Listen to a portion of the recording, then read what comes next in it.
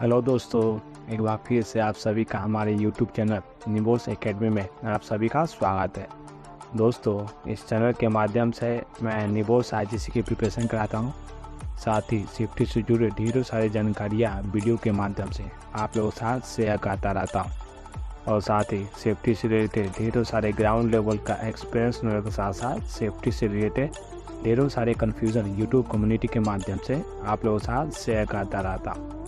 तो दोस्तों, अगर आप लोग भी जल्द से जल्द निबोस आईजीसी को क्लियर करना चाहते हैं और कम समय में एक प्रोफेशनल लेवल का सेफ्टी ऑफिसर बनने के साथ साथ अगर आप हमारे चैनल पर नए हैं तो कृपया कर चैनल को सब्सक्राइब कर बेल आइकन को हिट जरूर कर दीजिएगा ताकि हमारे नेक्स्ट आने वाले इन्फॉर्मेटिव वीडियो आप तक आसानी से पहुंचते रहें।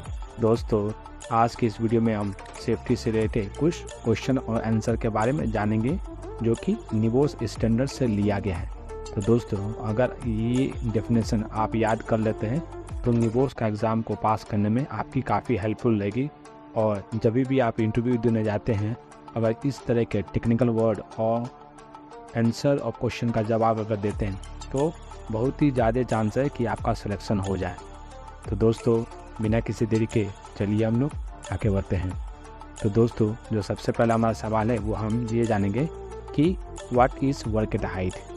तो दोस्तों, वर्क एट हाइट के मैं आपको 3 डेफिनेशन देता हूँ। उसमें से एक पुराना है और 2 नया है। तो जो भी दोनों में से जो नया डेफिनेशन है, दोनों में से जो भी आपको आसानी लगे और आपको याद करने में ईजी लगे आप वो याद कर लीजिएगा।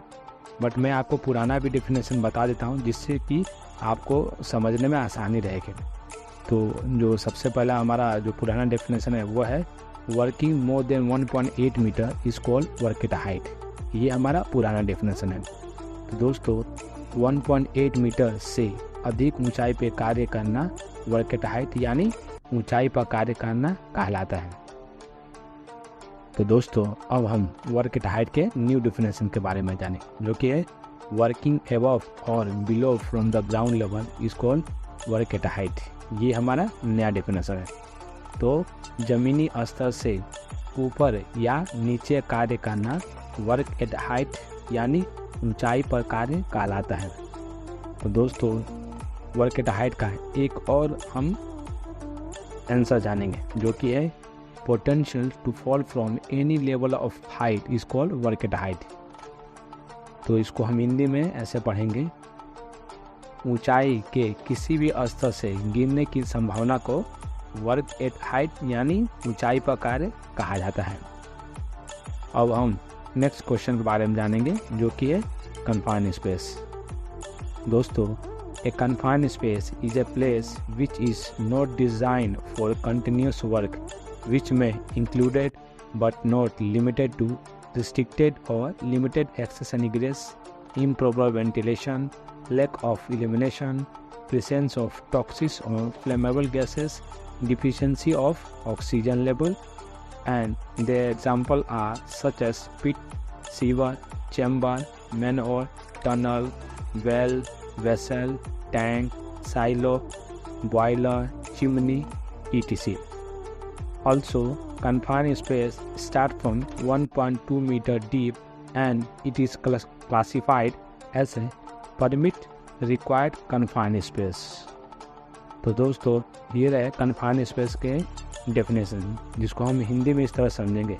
सीमित स्थान वह स्थान है जो निरंतर कार्य के लिए डिज़ाइन नहीं किया गया है, जिसमें प्रतिबंधित या सीमित पहुंच और निकास, अनुचित वेंटिलेशन, रोशनी की कमी, जहरीली या ज्वलनशील गैस की उपस्थिति, ऑक्सीजन स्तर की कमी आदि शामिल है, लेकिन इन्हीं तक सीमित नहीं है। इसके अलावा सीमित स्थान 1.2 मीटर गहराई से शुरू होता है और इसे परमिट के लिए आवश्यक सीमित स्थान के रूप में वर्गीकृत किया जाता है।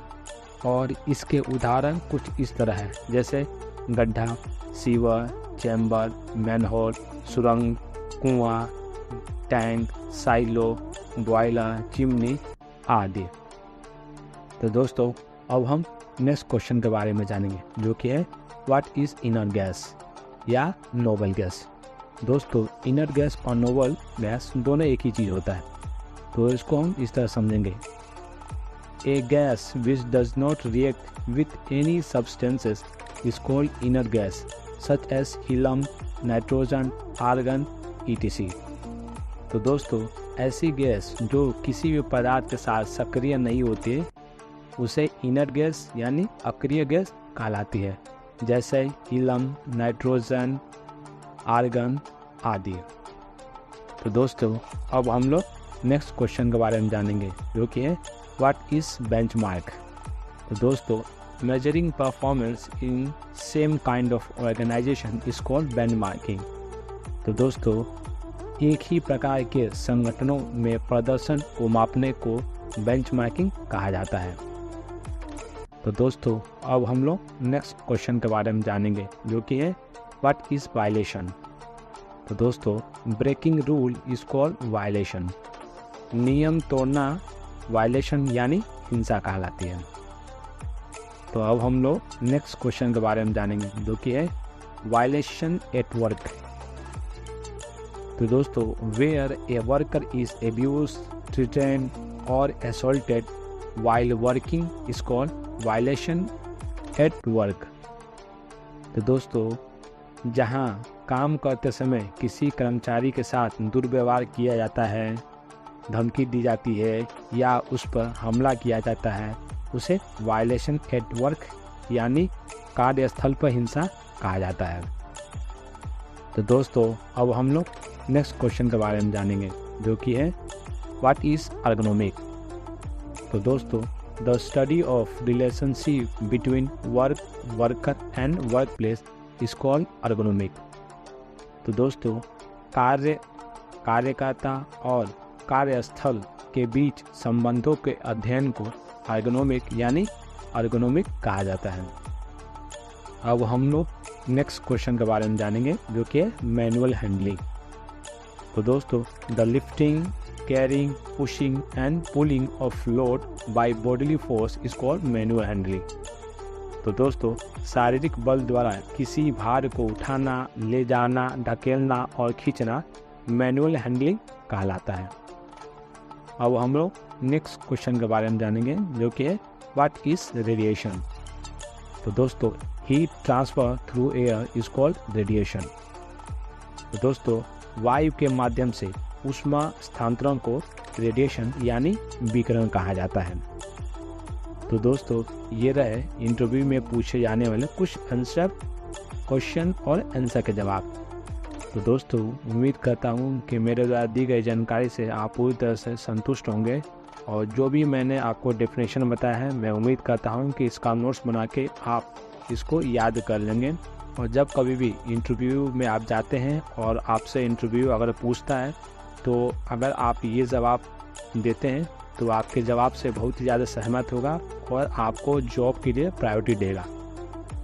तो दोस्तों उम्मीद करता हूँ कि मेरे द्वारा दी गई जानकारी से आप पूरी तरह से सहमत अगर होंगे तो आप हमारे चैनल को सब्सक्राइब जरूर कर लीजिएगा और अगर वीडियो इन्फॉर्मेटिव लगे तो कृपया कर वीडियो को लाइक कर बेल आइकन को हिट जरूर कर दीजिएगा ताकि हमारे नेक्स्ट आने वाले ऐसे इन्फॉर्मेटिव वीडियो आप तक आसानी से पहुंचते रहे।